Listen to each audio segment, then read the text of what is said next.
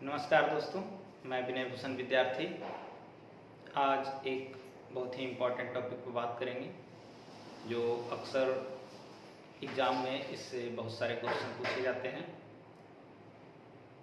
तो आज का टॉपिक है ग्लोब, अक्षांश और देशांतर रेखाएं। ग्लोब पृथ्वी का ही एक छोटा मॉडल होता है जिसको हम ग्लोब कहते हैं, और इस पे बहुत सारी अक्षांश रेखाएं और देशांतर रेखाएं खींची जाती हैं। अक्षांश और देशांतर रेखाएं पृथ्वी पर एक काल्पनिक रेखा है, और यह रेखा इसलिए इसकी कल्पना की जाती है क्योंकि हम पृथ्वी पर किसी भी एक स्थान को दर्शाने के लिए हम अक्षांश और देशांतर रेखाओं का मदद लेते हैं। अगर किसी गेंद या बॉल है जो पृथ्वी के समान है और उस पे एक बिंदु कहीं पे हम दे देते हैं, तो यह बिंदु इस गेंद पे कहाँ पे है यह जानना मुश्किल है। हम कैसे पता कर सकते हैं कि यह गेंद के किस दिशा में, किस साइड कहाँ पे है? यह तय करना बहुत मुश्किल ही काम है एक बॉल पे। उसी प्रकार पृथ्वी पर किसी देश की अवस्थिति, किसी राज्य या जिला की अवस्थिति का पता करना बहुत मुश्किल काम है, इसलिए एक अक्षांश और देशांतर रेखाओं का मदद लिया जाता है। जिस प्रकार हम मैथमेटिक्स में ग्राफ खींचते हैं कि कोई भी बिंदु कहाँ पे है ना। मान लीजिए x है और ये y है, ये बिंदु है तो x और y पे ये बिंदु है। इस तरह से हम ग्राफ खींचते हैं। उसी प्रकार इसमें भी एक तरह का ग्राफ बनता है। अक्षांश रेखाओं और देशांतर रेखाओं को मिलाकर एक ग्राफ तैयार होता है पृथ्वी पर, जिससे हम अलग अलग देश की अवस्थिति को जानते हैं। तो चलिए हम अक्षांश रेखाओं के बारे में बात करते हैं। सबसे पहले कि अक्षांश रेखाएं काल्पनिक रेखा है, पृथ्वी पर काल्पनिक रेखा है, और इसकी संख्याएं कितनी होती है, कौन कौन सी मुख्य अक्षांश रेखाएं हैं, उसके बारे में जानेंगे। तो सबसे पहले जैसा कि आप लोग जानते होंगे कि पृथ्वी पर जो ये काल्पनिक रेखाएं, अक्षांश रेखाएं हैं, वह उसकी संख्या 181 है। 181 कहने का मतलब होता है कि 0 डिग्री अक्षांश से ऊपर 90 अक्षांश है, 90 अक्षांश उत्तरी गोलार्ध में आते हैं और 90 अक्षांश दक्षिणी गोलार्ध में आते हैं। 90 अक्षांश उत्तरी गोलार्ध और 90 अक्षांश दक्षिणी गोलार्ध में, और एक बीच में 0 डिग्री अक्षांश है। कुल मिलाकर 180 अक्षांश हो जाते हैं। अब इन अक्षांशों को हम कल्पना कैसे करते हैं? पृथ्वी पर इसकी कल्पना इस प्रकार से की जाती है कि यह पृथ्वी का सेंटर है और यह इसका 0 डिग्री अक्षांश वृत्त है। 0 डिग्री अक्षांश वृत्त पृथ्वी का है और ये इसका त्रिज्या है। इस त्रिज्या से इसको बनाया गया है। इस त्रिज्या से ये 0 डिग्री अक्षांश बनाया गया है। और इसी प्रकार इसी बिंदु से अगर इस त्रिज्या को हम 1 डिग्री ऊपर उठा के और एक वृत्त खींचते हैं, इस तरह से एक वृत्त खींच देते हैं, तो 1 डिग्री अक्षांश बना, 1 डिग्री का अक्षांश बना। इसी प्रकार त्रिज्या को धीरे धीरे उठाते जाते हैं, 1-1 डिग्री उठाते जाते हैं और वृत्त खींचते जाते हैं।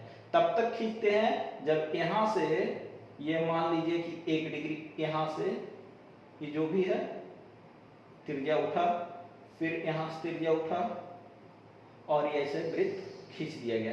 त्रिज्या उठा के ऐसे वृत्त बना दिया गया। फिर त्रिज्या को यहां से उठाए यहाँ पे, ये तब तक होता है जब तक कि सीधा त्रिज्या 90 डिग्री नहीं हो जाता। ये 90 डिग्री तक, यानी 90 डिग्री तक त्रिज्या को ऊपर उठाते हैं और वृत्त खींचते हैं। ये कल्पना है, कल्पना किया हुआ वृत्त होता है। तो 1 डिग्री से 90 डिग्री तक टोटल 90 अक्षांश रेखा बना। उसी प्रकार इस इधर भी त्रिज्या को नीचे की तरफ उठाते हैं और वृत्त खींचते जाते खींचते जाते खींचते जाते तो 90 डिग्री तक यहाँ भी सीधा तक, जब तक कि त्रिज्या पूरा सीधा नहीं हो जाए तो 90 अक्षांश रेखा इसमें भी बनेगी, दक्षिणी गोलार्ध में भी। तो 90 ये हो गए हैं उत्तरी गोलार्ध में 90 अक्षांश और 90 अक्षांश दक्षिणी गोलार्ध में। एक विषुवत वृत्त होता है तो टोटल मिलाकर अक्षांशों की संख्या हो गई 180, कुल मिलाकर अक्षांशों की संख्या कितना होगा, अक्षांशों की कुल संख्या 181 होगी। ठीक है, चलिए इसमें एक प्रश्न और है कि यदि पूछा जाए कि अक्षांश रेखाओं की संख्या कितनी होगी, यदि इसी में क्वेश्चन किया जाए कि अक्षांश रेखाओं की संख्या कितनी होगी, तो अक्षांश रेखाओं की संख्या कितनी होगी, अक्षांश रेखाओं की संख्या 2 कम जाएगी। अक्षांश रेखाओं की संख्या 181 ना होकर कितना हो जाएगा, 179। क्यों? क्योंकि अगर अक्षांश रेखा पूछा जाए तो ये जो 90 डिग्री का है ये अक्षांश है ही नहीं, ये अक्षांश है जबकि अक्षांश रेखा नहीं है, क्योंकि यह एक बिंदु है। 90 डिग्री पे आ गया तो ये रेखा नहीं खिंचाएगा, ये क्या है, एक बिंदु है। और इधर भी 90 डिग्री पे आ गया तो यहाँ क्या है, एक बिंदु ही बनेगा, रेखा नहीं बन सकता। तो अक्षांश रेखाओं की संख्या 2 कम जाएंगे, एक यहाँ और एक यहाँ, बाकी सब अक्षांश रेखा विषुवत वृत्त मिलाकर इधर एक कम 89 हो जाएंगे अक्षांश रेखा और 89 अक्षांश रेखा यहाँ पे हो जाएंगे। तो अक्षांश रेखा 89 और 89 और एक 0 डिग्री, टोटल कितना हो जाएगा 179। ठीक है, तो यहाँ पे क्वेश्चन ध्यान देना है कि अगर अक्षांश पूछा जाए तो 181 अक्षांश, अगर अक्षांश रेखा पूछा जाए तो 179 अक्षांश रेखा। चलिए आगे बढ़ते हैं। और अक्षांश में आप लोग मुख्य अक्षांश एक 0 डिग्री अक्षांश है मुख्य अक्षांश के रूप में, और आप जानते होंगे कि 23.5 डिग्री उत्तरी अक्षांश को क्या बोला जाता है, इसको बोला जाता है कर्क रेखा। ये क्या है, कर्क रेखा। कर्क रेखा 23.5 डिग्री उत्तरी अक्षांश को बोला जाता है और 66.5 डिग्री उत्तरी अक्षांश को आर्कटिक वृत्त बोला जाता है। आर्कटिक वृत्त या फिर आर्कटिक रेखा। ठीक है, इसी प्रकार अगर दक्षिणी गोलार्ध में चलते हैं तो 23 डिग्री 23.5 डिग्री को मकर रेखा कहा जाता है। क्या बोला जाता है, मकर रेखा। और 66.5 डिग्री दक्षिणी अक्षांश को क्या बोला जाता है, अंटार्कटिक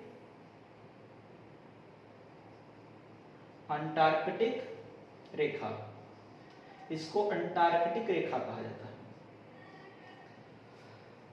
तो ये मुख्य रूप से 3 मुख्य अक्षांश है। बाकी आप अक्षांशों की संख्या जान गए कि 181 कुल अक्षांश है और अक्षांश रेखाओं की संख्या 179 है। चलिए अब इस पृथ्वी को 2 हिस्से में बांट देते हैं, एक उत्तरी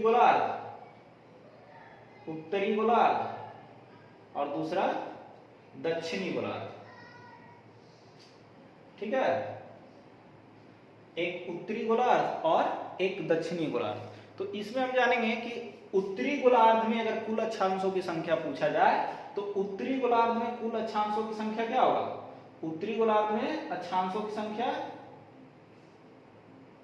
उत्तरी गोलार्ध में अक्षांशों की संख्या कितना होगा, चलिए जानते हैं। उत्तरी गोलार्ध में अक्षांशों की संख्या हम जानते हैं जैसा कि उत्तरी गोलार्ध में अक्षांश कितना हो जाएगा, 90 तो होता ही है, 90 होता है। और विषुवत वृत्त जो है 2 भाग में बट गया, तो 0 डिग्री इधर भी आ गया और 0 डिग्री इधर भी आ गया, तो इसमें एक बढ़ गया, यानी कि उत्तरी गोलार्ध में 91 अक्षांश हो जाएंगे। बात समझ में आ रहा है, 90 ऊपर और ये 0 डिग्री अक्षांश, ये 2 हिस्से में बट गया, बीच से अगर काट दिए तो तो इसमें भी काउंट होगा और 0 डिग्री इसमें भी काउंट होगा। दक्षिणी में भी अक्षांशों की संख्या कितना हो जाएगा? अक्षांशों की संख्या दक्षिणी गोलार्ध में कितना हो जाएगा? दक्षिणी गोलार्ध में भी 91 ही, ठीक है, अक्षांश हो जाएंगे। अब चलिए अक्षांश रेखा पूछा जाए तो अक्षांश रेखा इसमें कितना हो जाएगा? 90। अक्षांश रेखा, अगर अक्षांश रेखा पूछा जाए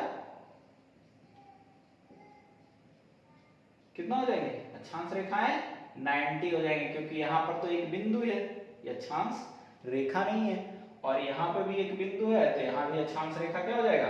अक्षांश रेखा यहां भी 90 है। तो अगर गोलार्ध में पूछा जाए कि पृथ्वी के आधे हिस्से उत्तरी गोलार्ध में कुल कितने अक्षांश है, तो कुल कितने अक्षांश है? कुल 91 अक्षांश है, 91 अक्षांश है। और यदि अक्षांश रेखा पूछा जाए तो कितने अक्षांश रेखाएं हैं? 91, ठीक है। अब चलिए देशांतर की तरफ चलते हैं। पृथ्वी की देशांतर रेखाएं ये है। देशांतर रेखाएं ये भी 1 डिग्री पे बना होता है और ये भी केंद्र से ही बना होता है। 1 डिग्री इसमें दाहिने तरफ या फिर बाएं तरफ हटते जाता है। तो 1-1 डिग्री पर अगर बनेगा इस तरह से, तो पूरा कितना गोला 1-1 डिग्री पर बनता है? पूरा अगर सर्किल का बनाया जाए, पूरे सर्किल में 1-1 डिग्री एंगल बना के गोला बना दिया जाए तो कितना होगा? कुल 360 डिग्री। तो देशांतरों की संख्या क्या होता है? देशांतरों की संख्या, देशांतरों की संख्या कितना होगा? 360, क्योंकि एक वृत्त पर 360 डिग्री एंगल बनता है, और 360 डिग्री एंगल बनने का मतलब है कि 1-1 डिग्री इसको दाएं तरफ घुमाते जाएंगे और वृत्त बनाते जाएंगे ऊपर से ऐसे नीचे, तो क्या होगा? 360 देशांतर रेखाएं बनेगी। तो यानी कि देशांतर रेखाओं की संख्या 360, अक्षांश रेखाओं की संख्या 179। बात समझ में आएगी? तो अब आगे बढ़ते हैं। देशांतर रेखाएं और अक्षांश रेखाओं के बीच की दूरी, अब दूरी जानते हैं तो चलिए, अक्षांश रेखाएं एक दूसरे के समानांतर है ना, सभी जगह समानांतर है, यहां से लेके यहां तक के क्या है? अक्षांश रेखाएं समानांतर हैं। और अक्षांश रेखाओं के बीच की दूरी कितना होता है? दूरी लगभग 111 किलोमीटर होता है। कितना? 111 किलोमीटर। एक यूनिट इसका अक्षांश का कितना का है? 111 किलोमीटर लगभग, ठीक है। देशांतर, एक से दूसरे देशांतर रेखाओं के बीच की दूरी भी कितना होता है? सेम उतना ही, लगभग 111 किलोमीटर, लगभग 111 किलोमीटर। देशांतर रेखाओं के बीच की दूरी भी उतना ही होता है, लगभग 111 किलोमीटर। बात समझ में आ गई? अब चलिए इसमें एक प्रश्न बनता है, बहुत ही अच्छा प्रश्न है। इसमें एक प्रश्न बनता है कि भारत का जो विस्तार है, अक्षांशीय और देशांतरीय विस्तार, भारत का अक्षांशीय विस्तार है जो 8 डिग्री 4 मिनट, 8 डिग्री 4 मिनट उत्तरी अक्षांश से लेकर, उत्तरी अक्षांश, ठीक है, से लेकर कहां तक है? 37 डिग्री 6 मिनट तक। ये भारत का विस्तार है उत्तरी अक्षांश तक, ठीक है। और तो इसमें और दक्षिणी में अगर हम इसको पूर्वी अक्षांश की तरफ चलेंगे, भारत की स्थिति इस साइड है, पूरब साइड, देशांतर के पूरब साइड। तो पूर्वी में इसका क्या विस्तार है? तो पूर्वी देशांतर का विस्तार हम ले लेते हैं, कितना होता है? 68 डिग्री 7 मिनट से पूर्वी देशांतर, पूर्वी देशांतर से कितना होता है? 97 डिग्री 25 मिनट पूर्वी देशांतर, ठीक है, ये होता है। अब इसमें एक प्रश्न बनता है कि भारत का उत्तरी अक्षांश से भी दूरी लगभग 30 डिग्री का होता है, उत्तरी से उत्तरी, यानी कि भारत के इस छोर से यहां तक की दूरी कितना है? भारत का यहां से लेके यहां तक की दूरी कितना है? 30 डिग्री का लगभग, कितना? 30 डिग्री का। और गुजरात से लेकर इधर का भी जो दूरी है अरुणाचल प्रदेश का, वो भी लगभग 30 डिग्री का ही है। आप देख सकते हैं लगभग 30 डिग्री का ही है। ये 8 डिग्री 4 मिनट है और ये 37 डिग्री 6 मिनट, लगभग 30 डिग्री का है। और यहाँ भी देखिए 68 है, 68 डिग्री 7 मिनट, और यहाँ 97 डिग्री, लगभग दोनों का दूरी कितना हो जा रहा है? 30 डिग्री का। तो 30 डिग्री का हो गया। जबकि क्वेश्चन ये बनता है कि भारत की लंबाई उत्तर से दक्षिण, भारत की लंबाई उत्तर से दक्षिण कितना है? उत्तर से दक्षिण की लंबाई कितना है?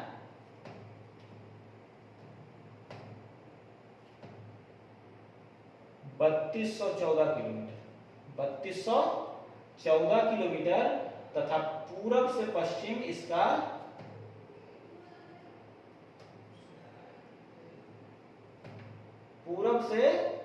इसका क्या है दूरी? 2933 किलोमीटर। ऐसा क्यों? जब एक अक्षांश रेखा और एक देशांतर रेखा, दोनों की दूरी 111 किलोमीटर है। एक अक्षांश रेखा से दूसरे अक्षांश रेखा के बीच 111 किलोमीटर का दूरी है, और एक देशांतर से दूसरे देशांतर का 111 किलोमीटर है। और भारत 30 डिग्री के अंतर पे, उत्तर से दक्षिण में 30 डिग्री और इधर पूर्व से पश्चिम भारत का भी 30 डिग्री है, फिर भी दूरी में काफी अंतर हो जाता है। लगभग कितने का? 300 किलोमीटर का। लगभग कितने का? 300 किलोमीटर का दूरी कैसे हो जाता है? यानी 3 अक्षांश या फिर 3 देशांतर का अंतर कैसे हो जाता है? तो यहां इस प्रश्न का आंसर क्या होगा कि देशांतर रेखा जो है, देशांतर रेखा आपस में पैरेलल नहीं है। भारत का अवस्थिति कहां पे है? इस साइड, पूरब तरफ। तो पूरब तरफ है और विषुवत रेखा से ऊपर है। विषुवत रेखा से लगभग 876 किलोमीटर ऊपर है। तो यहां से अगर देशांतर रेखा, ये अगर विषुवत रेखा है, तो विषुवत रेखा पर तो 111 किलोमीटर बीच की दूरी होगा देशांतर का, लेकिन जैसे जैसे ये ऊपर जाएगा तो दूरी क्या होगा? कमते जाएगा। क्योंकि भारत यहाँ पे है, भारत इस जगह पे है, विषुवत रेखा से ऊपर है, तो देशांतर रेखा धीरे धीरे सकरा होते गया। इस कारण से इसका चौड़ाई भारत का कम है, 2933 किलोमीटर है, जबकि लंबाई तो अक्षांश पे डिपेंड करेगा। तो लंबाई अक्षांश पे दूरी बराबर होगा, इसलिए इसका 3214 किलोमीटर है। बात समझ में आ गया? तो इससे बहुत सारे क्वेश्चन पूछे जाते हैं ऑब्जेक्टिव टाइप, इसलिए आज इस टॉपिक को हम लेकर आए थे। धन्यवाद दोस्तों, नमस्कार।